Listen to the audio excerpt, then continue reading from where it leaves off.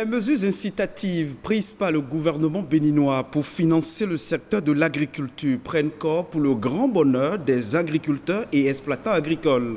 Par l'entremise du Fonds national de développement agricole FNDA, les agriculteurs, producteurs, promoteurs et coopératives agricoles peuvent désormais avoir accès au crédit à un taux maximal de 12% et partiellement garanti par l'État pour financer leurs projets. Mais ceci n'est pas sans conditions. Et c'est pour en savoir davantage que nous recevons ce soir sur ce plateau le directeur général du Fonds national de développement agricole, FNDA, Valère Onsou. Bonsoir, merci de nous accorder cet entretien. Bonsoir, chers journalistes. Bonsoir, chers téléspectateurs. D'entrée, comment se porte le secteur agricole aujourd'hui au Bénin? Le secteur agricole reste le principal levier de la croissance économique et du développement du Bénin, avec une amélioration constante des niveaux de performance des différentes filières, notamment le coton, l'ananas, l'anacade, le riz, le soja.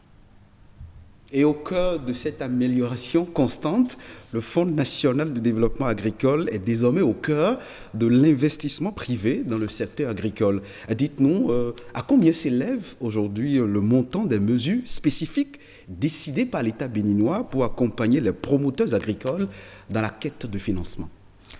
Les mesures s'élèvent à 100 milliards de francs CFA. Le montant des mesures s'élève à 100 milliards de francs CFA. Et il faut rappeler que ces mesures interviennent dans un contexte particulier de Covid-19 où les producteurs et les promoteurs agricoles ont exprimé des besoins de soutien face aux effets de cette pandémie sur leur activité. Et le gouvernement, voulant répondre favorablement, comme il en a fait dans d'autres secteurs, a abondé le Fonds national de développement agricole, principalement le guichet 3, d'une dotation conséquente de 100 milliards. Et si vous voulez, ces 100 milliards... Est-ce que ces 100 milliards sont séquencés? Exactement. Ces 100 milliards prennent en charge 3 différents volets. Le premier volet, c'est le volet refinancement des institutions financières. Vous savez que l'un des problèmes du financement du secteur agricole, c'est le manque de ressources au niveau des banques et des systèmes financiers décentralisés qui, en dernier ressort, prêtent aux promoteurs agricoles. Donc, pour répondre à ce manque de ressources, le gouvernement a alloué un fonds de 50 milliards. Donc, dans les 100 milliards, il y a 50 milliards qui partent directement vers les banques et les SFD. Tout à fait. Somme de refinancement. Le deuxième volet de cette mesure, c'est le fonds de garantie, où le gouvernement dit désormais les promoteurs, les producteurs agricoles qui éprouvent des difficultés de se faire financer auprès de ces institutions faute de garantie, désormais il répond à travers une garantie de 50%. Et donc un montant de 35 milliards a été mis de côté pour répondre, disons, à cette préoccupation. Et puis enfin, il reste 15 milliards. Il reste 15 milliards. Les 15 milliards, c'est le fonds de bonification. Fonds de bonification, ça veut dire quoi? Ça veut dire quoi? Ça veut dire qu'au lieu de prendre le crédit à 12%, comme vous l'avez indiqué tantôt dans votre propos liminaire, le gouvernement dit désormais avec ce fonds, le crédit ressort aux bénéficiaires à un taux maximal de 2%. Mais la nuance est la suivante. Pour être éligible, vous abordez déjà une des questions. Pour être éligible à ce fonds de bonification spécifiquement, c'est qu'il faut être porteur d'un projet d'investissement. Que vous soyez agriculteur ou pas? Non, il faut être tout ce que nous disons de l'agriculture. Absolument. Tout ce que nous disons, il faut être absolument agriculteur ou promoteur agricole. Mais la dernière mesure qui concerne le fonds de bonification, et qui s'élève, dont le montant s'élève à 15 milliards, cette mesure pour laquelle le crédit sera sorti à 2%, pour être éligible à ce fonds-là, il faut être porteur d'un projet d'investissement ou d'achat d'équipement. Et quand on prend tout le montant, les 100 milliards dans la globalité, quelles sont les différentes catégories d'agriculteurs ou promoteurs qui peuvent bénéficier de ce fonds, des 100 milliards? Alors, nous avons petites et moyennes entreprises, les petites et moyennes industries agricoles. Nous avons les coopératives, d'accord, immatriculées, il faut être absolument immatriculé au niveau du MAEP, au sein de l'élevage.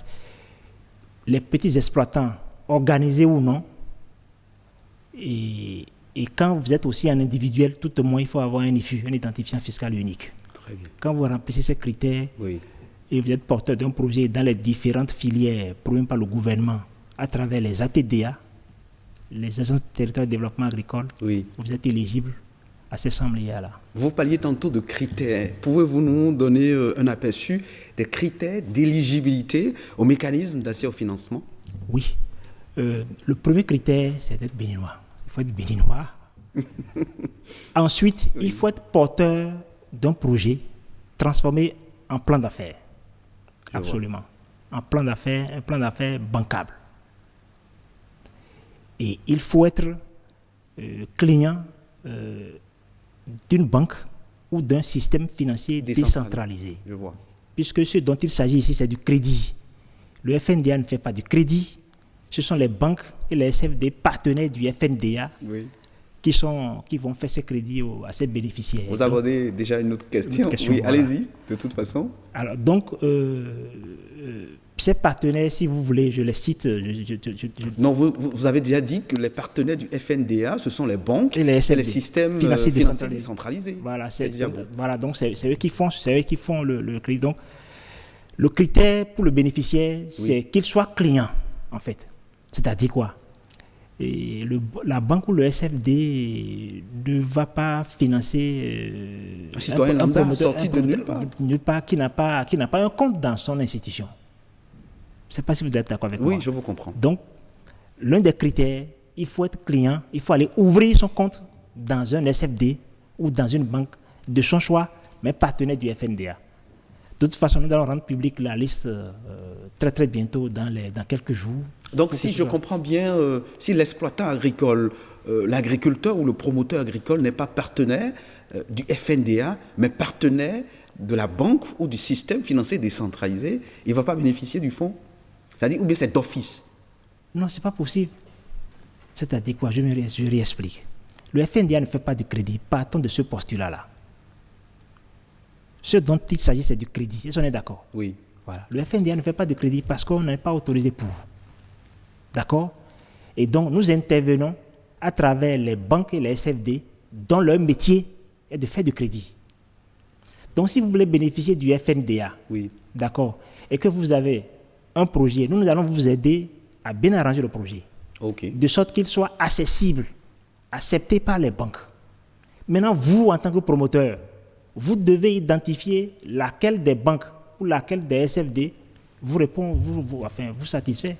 Nous allons revenir sur la question de est-ce que ces ces systèmes financiers décentralisés existent déjà sur le territoire? Nous allons revenir là-dessus. Mais dites-nous déjà, qu'en est-il des PME, PMI, les petites et moyennes entreprises constituées? Est-ce qu'elles bénéficieront aussi de ce fonds? Si, la réponse est un oui. C'est un oui sans équivoque. Sans équivoque. Si, les PME, PMI, d'abord, pour ce qui les concerne. C'est des structures. Si, déjà constituées. Déjà constituées. Oui. Qui existent déjà. Elles peuvent bénéficier du crédit auprès des banques. Et elles peuvent même aller jusqu'à 500 millions de francs CFA. Et la petite précision, contrairement à ce que vous avez dit dans votre propos introductif, et au niveau des banques, le crédit est plafonné à 9%. C'est-à-dire une PME, PMI qui s'adresse à une banque avec un projet via le FNDA, son crédit ne dépassera pas 9% l'an. 9% l'an. Je vois. D'accord? Oui. Alors, les petits exploitants, ou du moins les exploitants, c'est eux qui iront vers les systèmes financiers décentralisés. Je vois. Et ils peuvent accéder à des crédits d'un montant plafond de 50 millions. Je vois. Très bien. Et depuis l'opérationnalisation du FNDA, combien de producteurs et promoteurs agricoles ont pu bénéficier du financement du FNDA? Il faut dire depuis que le FNDA existe, nous avons déjà financé une quarantaine de promoteurs agricoles. Mais plus spécifiquement ce qui concerne le guichet 3, pour lequel nous avons reçu un abondement de 100 milliards du gouvernement. Oui. Et nous avons actuellement dans le pipeline, disons, une trentaine de promoteurs qui se bousculent. Et dans les tout prochains jours, nous allons même faire un lancement pour communiquer à grande échelle sur le mode opératoire, disons, de ces mesures, de sorte à ce que tous les Béninois sachent comment se comporter, disons, pour accéder à ces mesures et bénéficier de ces mesures du gouvernement. Mais dites-nous, nous allons parler du mode et du mécanisme d'accès au financement. Vous parliez tantôt des banques et des systèmes financiers décentralisés. Sont-ils déjà opérationnels, hein? Oui. On peut avoir une idée dans combien de communes les banques et les SFD sont déjà opérationnels. Pour votre information, ce n'est pas nous qui les avons créés. C'est des services financiers qui existaient déjà. Qui existaient déjà, dont les métiers, c'est le financement. Oui. Voilà. Tout ce que le FNDA a fait, le FNDA les a identifiés et a noué un partenariat avec ceux d'entre eux qui veulent travailler avec le FNDA pour le financement de l'agriculture. Donc au niveau des banques, nous avons la BOA, nous avons la BIC. Oui. Vous avez combien de banques? On a une dizaine de banques. 10 banques. 10 banques et 15 SFD. Très bien. Et les 10 banques et 15 SFD sont répartis sur l'ensemble du territoire national, dans toutes les communes. Dans toutes les communes du Bénin. Dans toutes les communes du Bénin. Donc dans toutes les communes du Bénin, je précise. Vous connaissez pas dans la fonctionnel. Si, c'est fonctionnel. C'est ce que je vous dis. Il n'y aura pas de difficulté d'accès et tout. Non. S'il y a une difficulté, ça viendra peut-être du promoteur lui-même. Parce que n'oubliez pas que le point de départ, c'est d'être détenteur d'un porteur de projet, transformé en business plan. C'est quoi un business plan? C'est le document qui dit ce que vous voulez faire, comment vous comptez y aller. Voilà, c'est un peu ça. C'est d'abord ça. Et qui séduit le banquier. Et ici, je précise qu'il s'agit du crédit. Vous savez, la différence de crédit et don. Tout à fait. La différence de crédit et don, c'est que le crédit, vous le remboursez. Oui. Or, ce n'est pas tout le monde qui est habitué au crédit, ou bien ce n'est pas tout le monde qui est capable de prendre du crédit. Donc, il y a toute une éducation à faire encore à ce niveau. Donc, une éducation? Vous parlez d'éducation? Vous voulez sensibiliser les gens? Absolument, on en a prévu. On a prévu une vaste campagne d'information, d'éducation des bénéficiaires pour qu'ils soient aptes pour aller consommer ces ressources-là auprès des banques et des SFD. Vous parlez de banques, vous parlez de SFD, système financier décentralisé. Oui. Nous savons que le métier est structuré autour des services de paiement, d'épargne, de crédit et d'assurance. Et ces banques et services financiers proposent souvent 2 types de crédits. Il s'agit des crédits à court terme et des crédits sur le long terme ou le moyen terme. Dans le cas précis, dans le cas d'espèce, les populations béninoises, les exploitants agricoles vont bénéficier de quel type de crédit? Est-ce que c'est à moyen terme, à long terme? Chers journalistes, notez qu'avec le FNDA, le producteur agricole aura les ressources adaptées à son besoin. Ça veut dire quoi? Qu'il soit de court terme, moyen terme, à long terme, il aura les ressources adaptées, le crédit adapté à son besoin. Si c'est de court terme, il aura un court terme. Si c'est long terme, on peut aller jusqu'à 7 ans. C'est un peu ça. C'est ce que le FNDA apporte. C'est au départ de la constitution des dossiers que ce soit défini ou bien c'est en chemin? Non, c'est pas en chemin. C'est l'activité. C'est-à-dire votre business plan là, votre activité là, obéit à quel type de ressources? Obéit à quel type de structuration du financement? C'est de ça qu'il s'agit. Vous êtes producteur d'ananas. Oui. Si vous êtes producteur d'ananas, on ne va pas vous soumettre peut-être à un crédit ou bien vous demander de rembourser peut-être un crédit, un remboursement mensuel, par exemple. L'ananas, on sait que ça en fait au moins 18 mois. On va vous donner un crédit pour financer l'ananas et dire, bon, vous allez faire un producteur d'ananas pour dire, bon, vous allez rembourser peut-être en 6 mois ou en 1 an, ainsi de suite. Donc, c'est votre produit, c'est la nature de votre produit qui détermine quelles peuvent être les conditions de votre financement. Et quand on parle de conditions de remboursement, est-ce que c'est dans les 6 premiers mois? Non, c'est ce que j'ai dit. Non plus. Non plus. Vous pouvez avoir un crédit, votre remboursement, vous serez peut-être tous les 3 mois. Un autre peut avoir un crédit dont le remboursement est tous les 6 mois. Un autre tous les mois, par exemple. Ça dépend du flux de ses revenus. Donc, c'est votre business plan qui détermine, en fait, ce que on vous offre comme condition. Et quand je suis producteur agricole et que je ne maîtrise pas je ne suis pas allé à l'école, je peux m'exprimer. Mais en ces thèmes, comment ça va se faire? Très bien. Qui va aider l'agriculteur à s'en sortir? Très bien. C'est pour cela que nous sommes en parfaite collaboration avec les agences territoriales de développement et avec d'autres ONG d'appui. Les ATDA, tout part de là. Et donc, c'est elles qui apportent, disons, l'encadrement technique. Vous savez que les ATDA ont pour rôle de faire la promotion des différents filières. C'est des services publics. Ce sont des services publics. Exactement. Oui. Nous en avons 7. OK. D'accord. Qui ont pour rôle de promouvoir les filières, les différentes filières. Et votre projet doit être en lien avec ces filières-là, naturellement, si vous voulez bénéficier du FNDA. Donc, les ATDA se chargent de vous accompagner, de vous donner l'encadrement technique. Oui. Ensuite, la dimension préparation, montage de votre dossier pour qu'il soit assez, disons, séduisant, bancable. Oui. Nous avons des ONG, des cabinets d'appui pour arranger ce dossier-là, en fait. Je vois. Et ça, c'est le FNDA qui supporte, qui prend ça en charge. Parce que nous sommes conscients de ce que, effectivement, vous n'êtes pas allé à l'école, vous n'avez pas tous les outils. Et puis, le banquier aussi ne connaît pas la réalité du monde agricole. Oui. Donc, il faut mettre ces deux mondes-là ensemble pour qu'ils se parlent. Et là, le FNDA intervient au milieu et fait communiquer ces deux acteurs pour faciliter le financement. C'est le rôle que nous jouons. Je vois. Et quand on parle d'acteurs du secteur agricole, est-ce que le maraîcher, il va bénéficier du fonds? Oui, la réponse est oui. Le maraîcher de Kadjaou Bien sûr. C'est-à-dire, le maraîchage fait partie des filières prioritaires. Le maraîchage, oui. Ça fait pas promu par le gouvernement. Et quand on parle de filières, vous pouvez nous donner une idée sur les filières? Si, j'ai cité le riz, j'ai cité le maïs, j'ai cité le soja, il y a le maraîchage, comme vous avez cité, il y a la filière lait, viande, vous avez la filière anacade, l'ananas, ainsi de suite.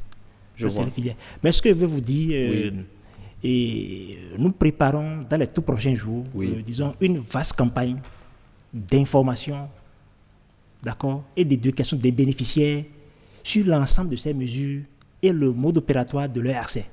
De sorte que tout Béninois, tout producteur agricole, où qu'il soit informé de ce que il y a une opportunité que constitue le FNDA. Oui. Il y a des ressources abondantes que le gouvernement a mis à disposition du FNDA pour leur permettre, disons, de s'élever et de transformer en même temps leur production. Est-ce que vous avez associé les collectivités locales? Vous savez que le citoyen, à la base, est plus attaché à l'autorité locale. Le FNDA travaille avec les 77 communes. Ça, je peux vous rassurer. C'est vrai, on n'a pas présenté le FNDA dans sa globalité, mais quand vous prenez le guichet 1 du FNDA, les communes, par exemple, sont bénéficiaires du FNDA. Les communes, les collectivités sont bénéficiaires. Donc, nous travaillons avec les 77 communes. De toute façon, attendez-vous dans les tout prochains jours, peut-être que vous serez aussi associés à cet événement pour une vaste campagne. Parce que Samléa, ce n'est pas petit, c'est inédit, c'est une première dans la sous-région qu'un gouvernement décide de doter le fonds. Vous savez, le fonds existait depuis 2017, mais le gouvernement décide maintenant de l'abonder encore conséquemment. Il faut vraiment préparer pour que les uns et les autres puissent savoir comment est-ce que on approche. Parce que je vous ai dit, ce n'est pas du don, on ne va pas distribuer, mais c'est du crédit qu'il faut rembourser. L'autre chose que je voudrais vous demander, vous parlez du crédit, vous l'avez répété sans cesse. Oui. Est-ce qu'il existe véritablement un suivi des fonds octroyés aux bénéficiaires? Oui. Est-ce que c'est ça le challenge? Oui, le suivi se fait à 3 niveaux. D'abord au niveau de la banque et du SFD. Parce que n'oubliez pas que c'est les banques et les SFD qui octroient le prêt. Oui. Et c'est leur métier. D'accord. Tout à fait. Donc il y a d'abord un premier suivi à ce niveau. Oui. Le deuxième suivi, c'est celui opéré par le FNDA lui-même en lien avec les ATDA. Parce que nous devons suivre. Et puis enfin, il y a les cabinets, les ONG qui ont accompagné, ces structures-là, qui accompagnent le bénéficiaire dans le montage de son dossier, qui jouent aussi un rôle de suivi. Parce que si on ne met pas en place ce mécanisme de suivi, nous ne garantissons pas la pérennité de l'opération. Voilà. Oui. C'est un peu ça. Donc c'est pour dire quoi? Nous recherchons de vrais entrepreneurs. C'est de ça qu'il s'agit. Les ressources à la main de vrais entrepreneurs, des gens qui veulent vraiment s'engager. Il faut savoir que oui, je veux maintenant changer de paradigme. C'est un peu ça. Et donc, pour changer de paradigme, on ne mettra pas des ressources à la disposition d'un promoteur sans qu'il soit suivi. Ce n'est pas possible. C'est pas possible. Non, c'est pas possible. Est-ce que vous nous donnez une assurance des impacts de ces mesures incitatives sur l'agriculture béninoise? Non, mais je vous ai dit, les impacts, vous savez, je vous ai dit à l'entame des propos que c'est l'agriculture, c'est le levier, le principal levier de notre levier. Voilà. Donc, il faut travailler à ce que davantage notre agriculture soit transformée et qu'elle ne soit plus rudimentaire. Qu'est-ce que vous voulez dire par là? C'est déjà un pas de financer les acteurs du secteur agricole. Voilà, l'agriculture, par exemple, vous savez, on est encore là-haut aujourd'hui. Oui. Il faut la mécaniser complètement. C'est la volonté du gouvernement, du chef de l'État. S'il vous plaît, il faut la mécaniser complètement.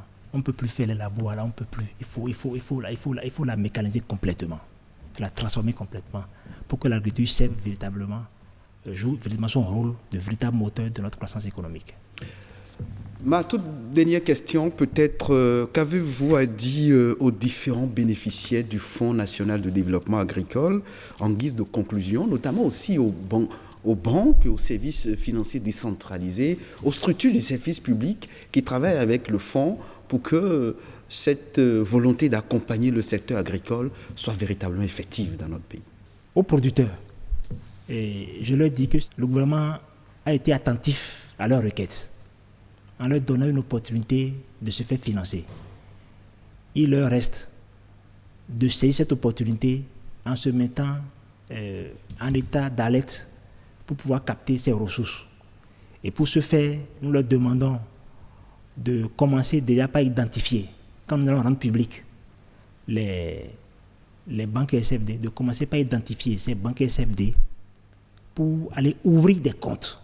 Parce qu'aucun SFD et aucune banque ne travaille avec un client qui ne connaît pas. Aux banques et aux SFD, je les salue, je les félicite pour cet engagement. La dizaine de banques et la quinzaine de SFD qui se sont engagés pour dire nous voulons financer le secteur agricole en partenariat avec l'État. Je dis, je les félicite et nous allons lancer ce partenariat et au bout de 3 ans et faire, une évaluation et voir comment notre agriculture a été impactée.